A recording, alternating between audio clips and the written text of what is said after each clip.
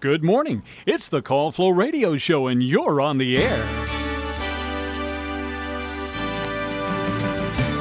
Well, good morning. Happy Thursday, everybody. It is the 13th day of March, and we've got the Call Flow Radio Show on the air for you.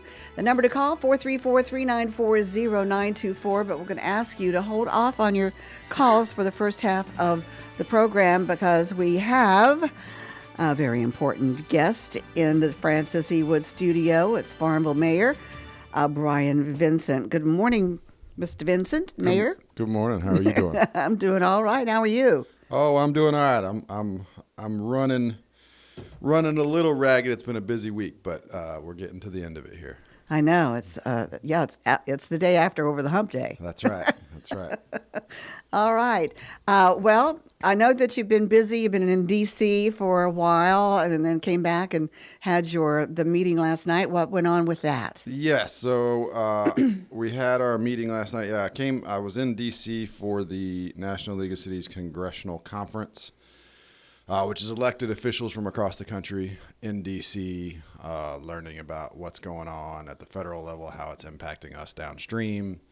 And then I'm on a number of committees and councils where we craft policy, legislative policy that we're going to advocate for at the federal level. And so, and then also it's a learning exercise as well. You get to hear about other localities' successes, things that are working for them, ideas you can bring back home. And so came away with a few of those, but some of the more pressing concerns tie into some of the conversations we had last night.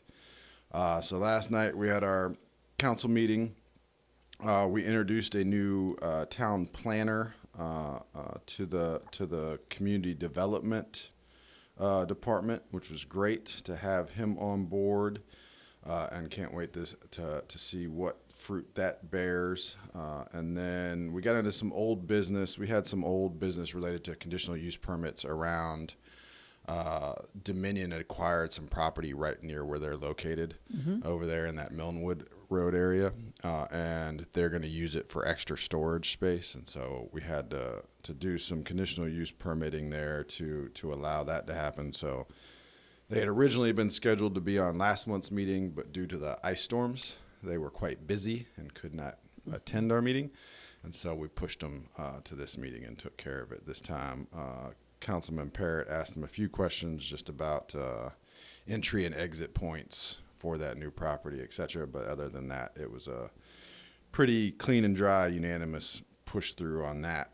And then we got to the 2025 chronological work plan, which is the work plan that came out of our annual council retreat. So this is, we do it biannually. I started it when I first came on as mayor, and we used to do them periodically, but I wanted to make them more of a biannual thing. Our elections on council are staggered, and so it sets it up well for if there are new people, you can kind of generate new ideas. And then if it's the same folks, you just do a shortened version of the retreat because you all are up to speed. And you craft like a 12 to 48 month plan and what you want to accomplish. So we did that, and we adopted that chronological work plan last night. It is a public document, so people can find it. And it just lays out, things like completing the installation of the restrooms at the Splash Park, scheduling quarterly business roundtable meetings, which is on me, implementing our asset management plan. We had an asset management plan where we started looking at our infrastructure underground, and starting to create a CIP, so a capital improvements project cyclical cycle similar to our paving cycle, so that we know where our areas of need are, and we can start to schedule a rotating process to upgrade and continually do that, so we're not on the back end of it as we have been in the past. So that's good. And then we got into the meat of our discussion, which was a carryover from our work session and topics that have been bubbling for a while, one of which was our health insurance increase. So the town health insurance is through Anthem.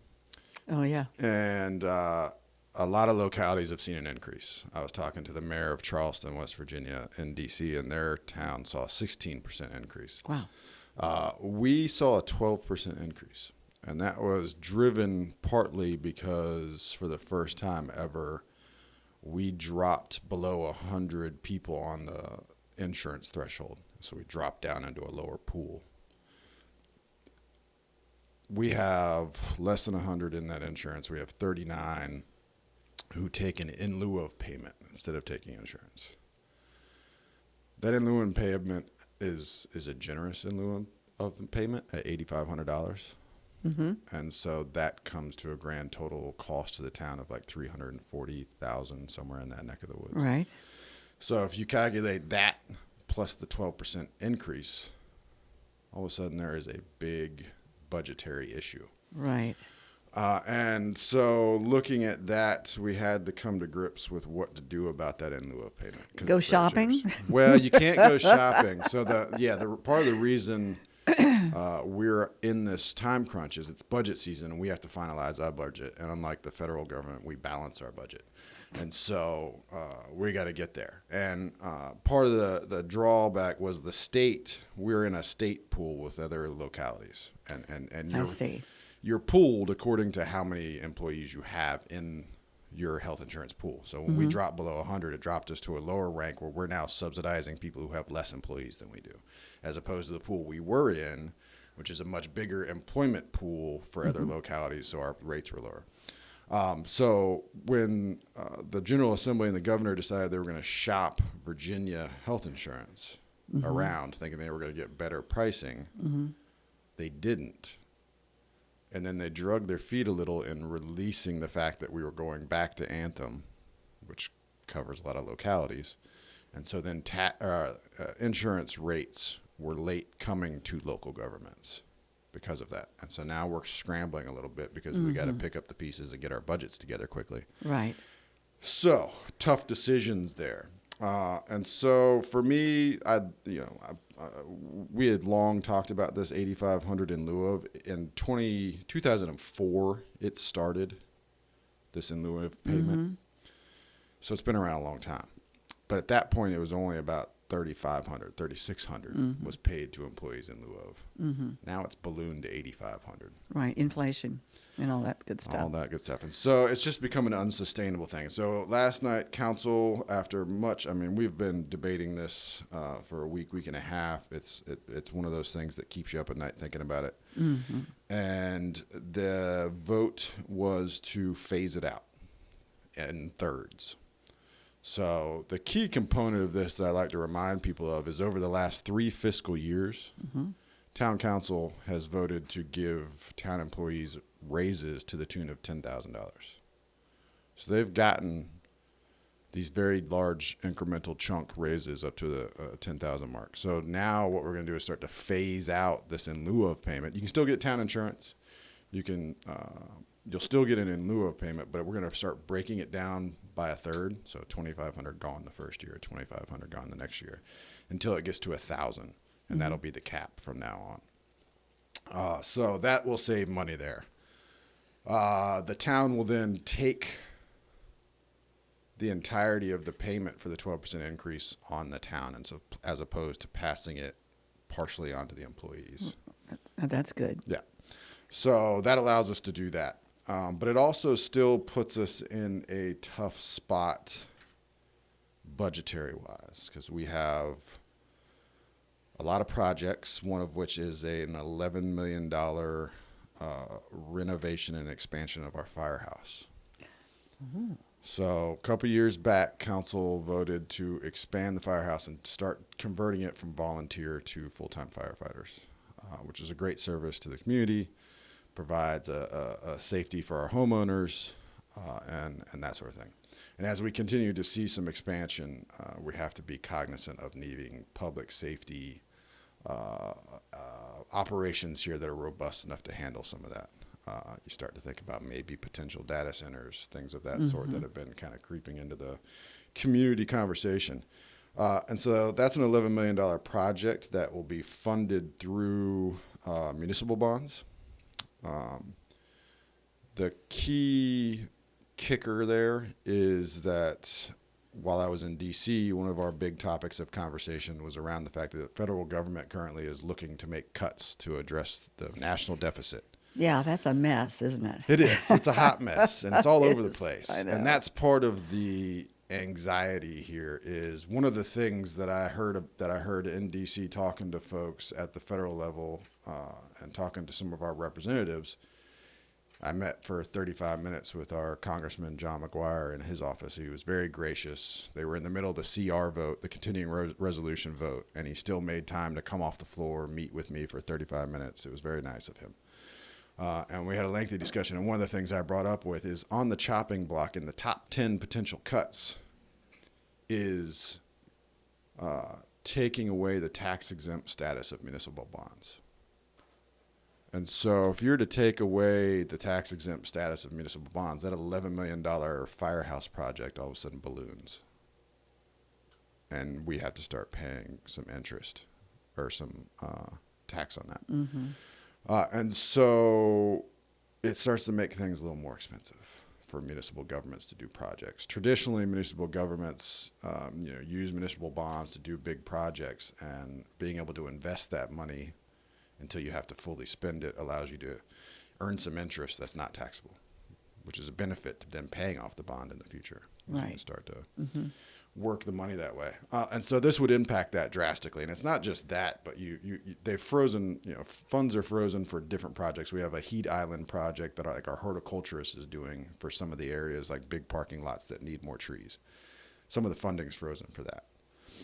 We've got funding frozen in other departments as well. And you look at our area bus system, which was largely funded by federal monies, federal grants, and you start to worry, how do these impacts affect local governments on the downstream of these cuts? Right. And what I said last night was like, this is not a partisan discussion for me. I don't view things in partisan lenses. I just look at like, okay, this is what's happening. This is where we are. Where do we go? And so well, there's got to be a reason behind it all, but right. And that's the thing is I don't want to get into any of that because you can make arguments that things need to be cut and that there's a deficit and that needs to be addressed. But just all of a sudden right, it's right. But here we are, and this is what it impacts downstream. And so for us, we have to make decisions that look at the future in the next few years and say, okay, there's a certain amount of uncertainty about federal funding. Yeah. How are we going to close these gaps? How are we going to set ourselves up so that we're secure? Our locality is vastly overdependent on variable taxes, which are lodging, food and beverage, those sort of things. They fluctuate, right, depending on the economy. That's right.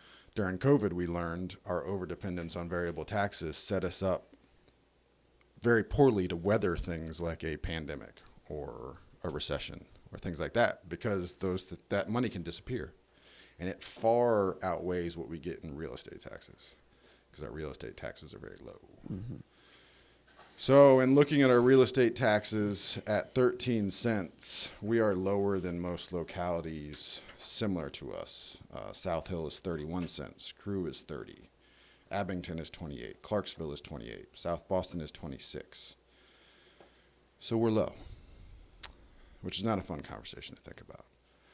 Looking back through the years, we discovered that in the 80s, from 84 through 1990, we were at 22 cents.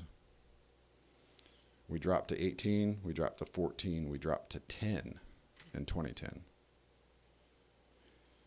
We started to go back up to 12 to 13, that's where we are now. I tried to pull the minutes from all those years to try and figure out like what the rationale was, right? To drop from 22 precipitously down to 10. Like what was happening? They didn't keep minutes as robustly as we do now, so I can't see discussions. I can just see votes. But there's some semblance of maybe like the traditional reactive tax policy where it's like surplus, drop taxes, deficit, raise taxes. And like that sort of reactive tax policy, in my mind, isn't stabilizing. And so one of the conversations that colors this whole thing as well is we're trying to get bond rated, and those agencies want to see a stabilized tax rate that represents a stabilized floor. And because we are so way overly dependent on variable taxes, we don't rate well. And that affects at what rates we get municipal bonds and that sort of thing. Yes. And so council starts looking at the real estate tax rate. I will say they also cut some projects. We cut $110,000 from the budget for engineering fees for the cost of a sidewalk evaluation. We cut, $160,000 that was going to our fuel site. There was a generator there that needs to be replaced. It's a bit old, but we can put that off another year.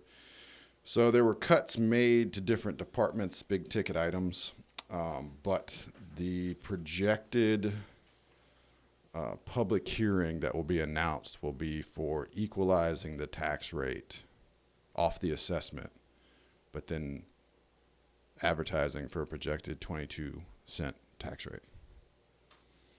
Okay. So that would put us back up to where we were in 1994. But it is, once again, another discussion that we had that I know kept many of council up. It's not an easy discussion to have. It's not an easy thing to talk about. But sometimes through years of other people's decisions, you land yourself in a spot where it's like you can either continue to kick that can down the road for somebody else to deal with it, Or you can tackle it yourself. you just got to buckle up and take the ride. And I will say that given last night had such important discussion with such meaning to citizens of this town, that I was exceedingly proud of the way that our council handled themselves throughout it.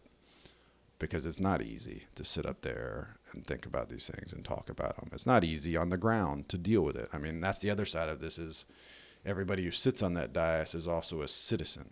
And so these things that they're deciding on also impact themselves, but they impact their friends. They impact the community. And there's a lot of weight to that. And none of them are easy. And so I commend them for jumping in and having the hard discussions. But those were the bulk of our hard discussions last night. That's pretty heavy. Yeah, and pretty heavy. we'll see. So that will be announced. The public hearing will be announced. We'll have a special called meeting, I believe, on the 21st, and that'll mainly be a resolution around the health insurance component. And then we'll announce public hearings on the real estate tax rate for April, I believe. And yeah, we'll go from there and see what happens. Yeah. So Anything more pleasant that you want to talk about? So far, and this is up for debate still too, is there is a fitness court project that's in the recreation department budget. And it's to build a new fitness court over by the splash pad. We have a fitness court sort of over there at the start of the Wilkes Lake Trail. It's a sand trap, basically. It's just sand, and it's got some I know where equipment what you're coming talking out of about. it, right? And so this new project would be a hard surface. It comes through an organization called the National Fitness Campaign. They do these all over the country. There's been a few in Virginia already. And it would go over near the splash pad, and it would be a fitness court. And one side would have a lot of body weight orientated fitness things you can do, and like boxes and step ups and different things. And then the other side would be a wide open platform where you could hold yoga classes and wow. those sort of things outdoors, right? Yeah. And I know from my own personal experience, I've talked to various budding entrepreneurs who lead classes on our trail systems there, and and this would give them a place to really see if what they want to do could be potentially branch out into an actual business in an actual physical location. There by the lake, Yeah. would be a wonderful place to have yoga Right. and Continuing to flesh that whole area out as a recreational draw, right? And one of the discussions we had last night about it and whether or not to cut it was the recognition that now that people do not have to live where they work because of remote work and the ability to do that sort of thing. People choose where they're going to live based off other criteria. That's right. You're absolutely right. And so what is that criteria? A lot of it's just quality of life criteria. And if you can foster a place that is has a inviting, good school system. right? And that's something to your point exactly, because that's a great point. Thank you. Is we don't control the school system as a council because that's the county. But my point has always been, what do we control, right? Control what you can control. It's a Stoic philosophy. Control what you can control. Focus on that. We can control the quality of life here in town. We can control what that looks like to prospective young professionals, young families who are thinking about moving here. We can foster an environment, recreationally, quality of life that says we value Housing. we value your ability to recreate outside, have fun, have activities to do, things that draw you here. And those things often draw folks from out of town here who then spend money in those variable tax places like lodging and food and beverage, et cetera. So that so far has made the cut. It may not, but it's still there now. And so that would be a fun community piece. I'm a big proponent in these days where we're all siloed out into such culturally divisive shouting silos online, that crafting spaces where we can physically come together in real life is important. Very much so. Because it reminds us that we're neighbors and that we're people and that we share common values and bonds that far exceed some of that cultural noise. Yeah. And so, that one's a shiny, happy one. I will say other shiny, happy stuff. Arbor Day is coming up, March 29th. I signed the proclamation recognizing ourselves as a tree city again for the 19th time. I have not signed it for 19 times. I'm not here for that long. But It's been that long. Yeah, it's been that long. We're coming up on year 20 soon, which will be great. We do have the Farmville Easter egg hunt, which will happen on Saturday, March 29th. The town puts that on as well. And that's a reminder that, the town does, we often talk about how great our employees are, and it's a reminder of how much the town provides through services and through the work of our employees. And all the pricing of that stuff has increased over the years, and we have not kept pace with that. I would like to say we had an announcement. I don't know if I announced this last time I was here. We had Officer of the Year. Congratulations to Sergeant Paulette for being Farmville Police Department 2024 Officer of the Year. And we did a proclamation in recognition of life-saving actions by Farmville Police Officer Zachary Bright and Sergeant Dalton Foley at our last meeting. And I just wanted to reiterate the congratulations to all those fine fellows, because we have one of the best police departments around. That's great. How are the parking meters going?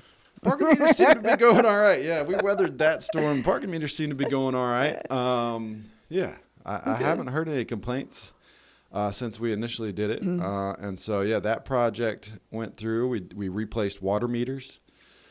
And we did a lot of structural upgrades to town buildings to make them more energy efficient through that ABM project. And so, all that has moved along well.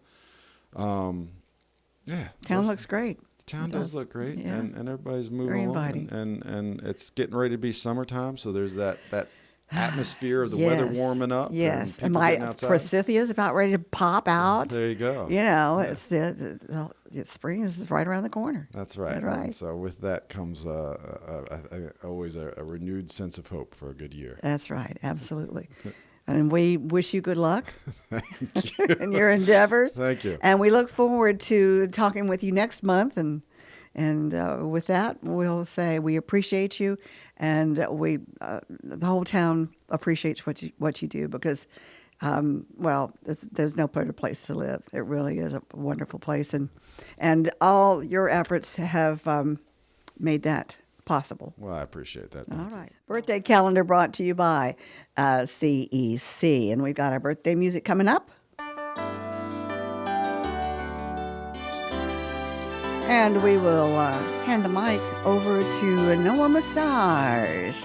Good morning, Noah. Good morning, Chris. How you doing? I'm doing all right. All right. All right. Tell us who's celebrating for this Thursday, March 13th. All right. So on the list we have Mackenzie Lee Bowling, also Willa Joe Dye, Ryan Mayton, and Tiffany Owen. And that's all I got on the list. But let me quickly check out there to make sure another one didn't come in. Okay. Okay. All right. Okay. Let's see. While Noah is checking for that, we can also tell you that maybe our temperature's gone up a degree here. We're still at 42 degrees, and we certainly enjoyed having our mayor, Brian Vincent, coming in to talk to us about some important stuff, maybe not not such happy stuff, but anyway, it's stuff that is going on and coming down for us here as a result of some other things up there in Washington, D.C. But anyway, did you check for the birthdays? I did, yes. Yeah, we're good. We don't have Good. any. Okay, all right. How do they get those names yes, to they us? can email them to birthdays@wflo.net. Also, our website, you can send them in under the on-air mentions page. You can send a list of birthdays or you can send community calendar announcements as well. And did I mention you can call in 434-394-0924? Yeah, you didn't mention that. You can do that as well. Okay. So I guess is I'm sorry. Go ahead. All right. The birthday calendar brought to you by Creative Electrical Contractors. If it's not right, they'll make it right. Call 434-392-2802. Now, what was it that you wanted to talk about? I was in the other room, so I wasn't able to catch the whole interview, but it did seem very well, there's, heavy. The energy. just talking about the real estate taxes and stuff like that, trying to catch up and make the living area here in Farmville more secure. Sure, yeah. So, because we don't know what's been, going on up in Washington, what is happening there. Anyway, well, we do know, but Yeah. Lots of cutting. yeah. Anyway, I'm anxious. Oh, the lines are open, by the way, 434-394-0924. But I'm anxious to find out about the wedding. Oh, Chris. Oh, come on now. You were telling us a story yesterday. Yeah. And we just need to find out about the wedding day now. Yeah, the ending. Yes, the ending. Do you really ending. want to know? Yes, I want to know. I mean, I couldn't sleep last night for thinking about it. So I was so, wanting to hear. Okay, Chris. Well, Okay. I'll tell you about. Oh, look at that. We have a phone call. I'm sorry. Okay, that's We're just gonna fine. have to push Our back a little callers bit, take you know? precedence, so we'll take this call. Good morning. You're on the Call Flow Show. Good morning to you. Good morning, Henry. How are you? Oh, I'm all right. Okay. Yeah. Yeah, all right. With whatever's left. Uh-huh. Yeah. Is Noah behaving himself? He is. So far. Sometimes. So far, so good. Yeah. I imagine that at his wedding, it might be something like this. The minister gets to the vows, and he says, "Do you, Noah?" And Noah said, "Of course I know. You don't think I'd marry a stranger?" Bunch. Crunch. Oh, that's good. That's good, Henry. Yeah, thank you. Most people know what a crowbar is. It's a tool, crowbar. Yes, I know what a crowbar is. Okay. Mm-hmm. Well, what it really is a place where crows drink too much. I figured that was and that's coming. why. That's why what? And after that they fly high. Okay. All right. I'll tell my crows Okay. that. I'll tell my crows that joke. Yeah. One time I sat up all night trying to figure out where the sun went after sundown. And I sat up all night. It finally dawned on me. Mm-hmm. Yeah, that's right. Yeah, it sure did. Yep. There was this this drunk, and he was riding the bus.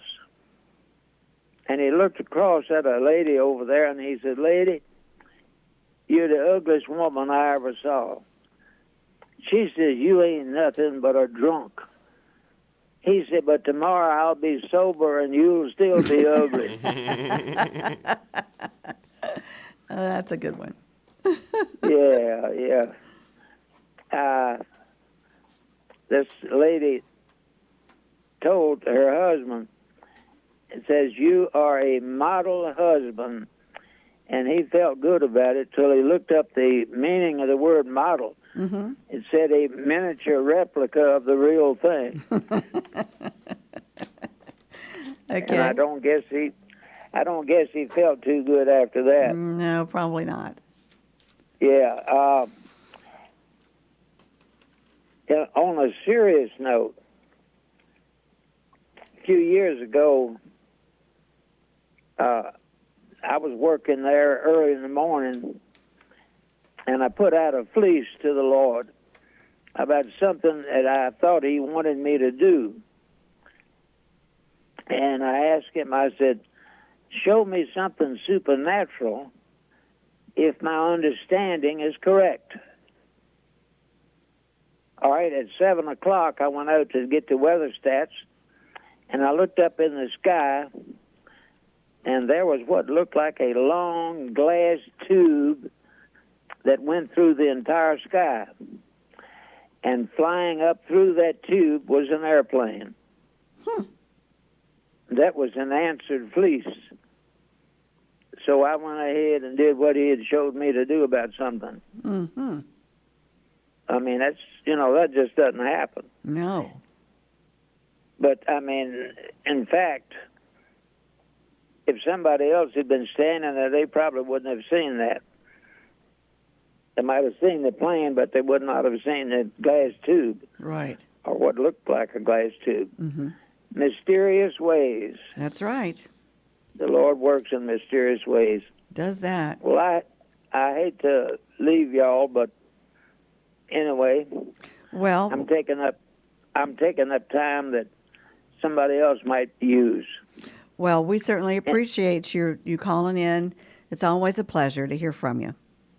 Thank you. And if anybody, again, wants to chat with me, it's 414-0096. And it's a 434 area. Okay. Okay. And all right. Hey, I might holler at you tomorrow. Okay. That'd be fine. Okay. Thank you. Take care. All right. Bye-bye. God bless. God bless you. Bye-bye.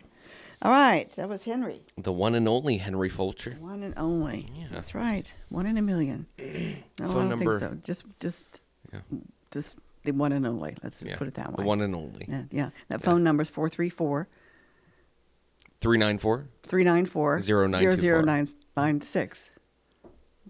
Is that right? No, that's Henry's number. Oh, got you. 414. Yes. Yeah. His number is 434-414-0096. That's like what? Our number is 434-394-0924. Yes. A little miscommunication there, but that's bit, okay. Yeah. All right.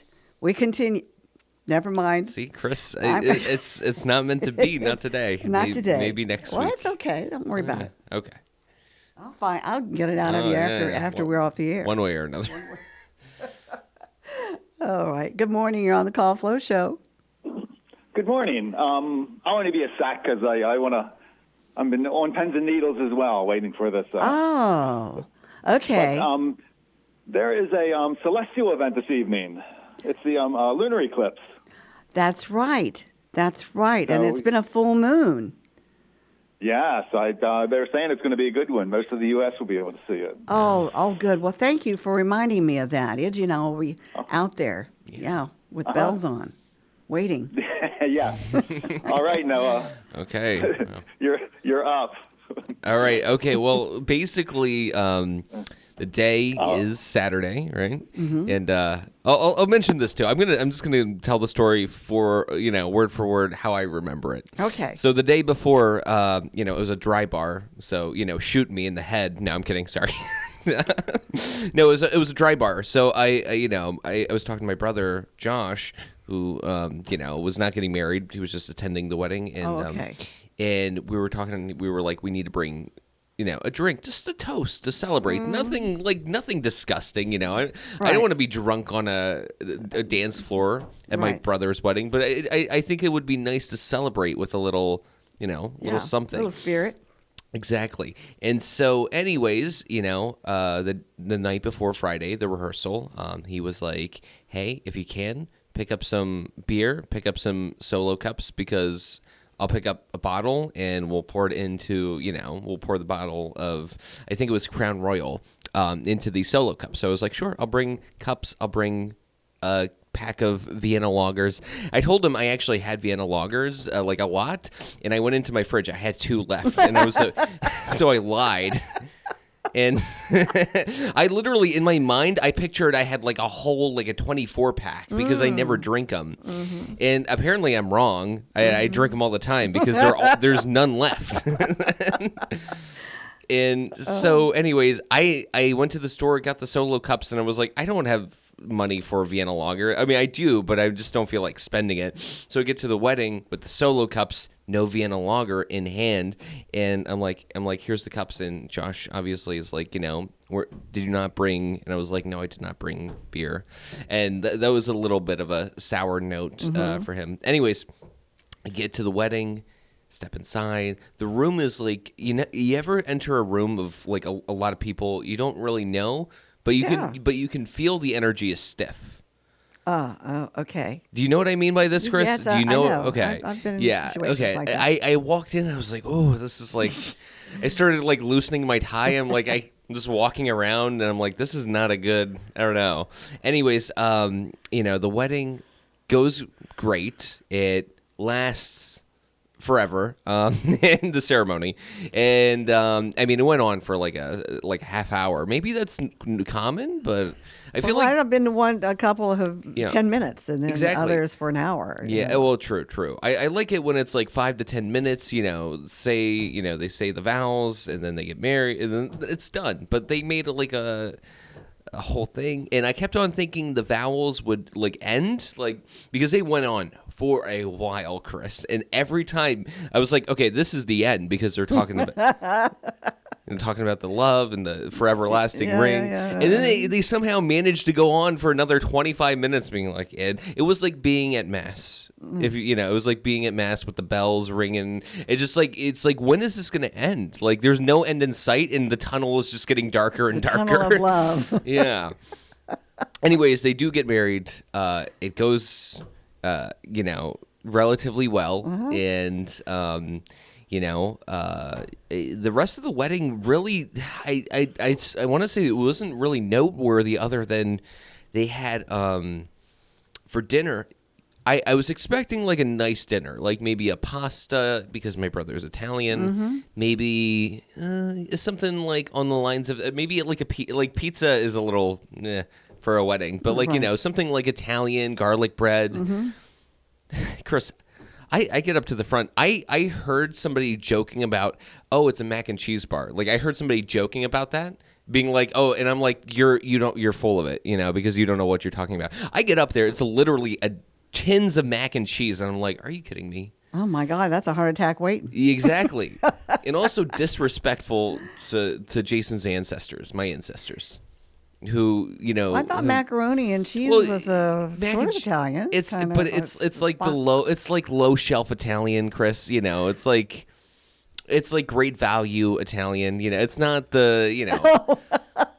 There's no actual you know what I mean though. Like I know what you mean. So anyways, like I was expecting like pasta arrabbiata, something like spicy, something a little classier than just mac and cheese, but it was good.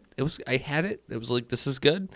The rest of the wedding really, it was fine. There was a lot of sober dancing, which was uncomfortable because it's people dancing stiffly. You can't dance. Nobody's going to be dancing the chicken dance, right? Nobody did the chicken dance. At least not when I was around. I may have been out, taking a swig from my flask. No, but I have firm beliefs, I think, in some things, and I firmly believe that dancing while you're sober is just a bad idea.